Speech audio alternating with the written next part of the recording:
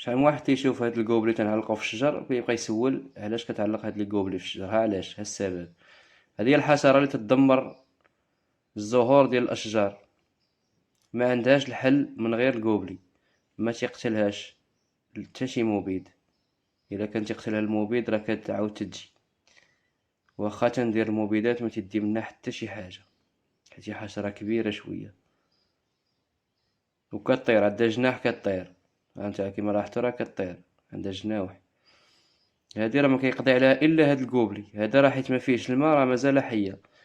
دابا ملي كدير فيه شويه الماء كتجيف، كتخنق، كتموت. كل شجيره تنعلق فيها واحد الكوبلي، اولا تنعلق فوحده اييه وحده لا. هاد الحشره كيجذبها هاد الكوبلي هذا بديك البيوضه اللي فيه. ضروري يكون الكوبلي بيض، الا درتي شي لون اخر راه ما غاديش تجي ليه، تجي هي الكوبلي اللي فيه البيض، اللون ابيض، باش تجي هي عند بالها راه هذيك، راه شي زهور ولا شي حاجه، ديك البيوضه تجذبها وكتجي كطيح في وسطها.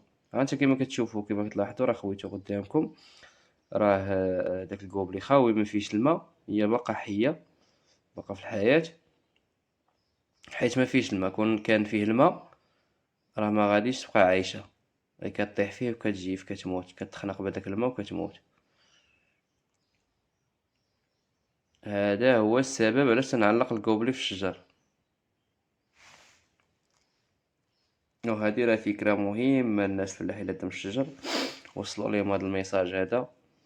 وتحياتي لكم، وما تنساوش بارطاج واشتراك باش تدعموني شويه.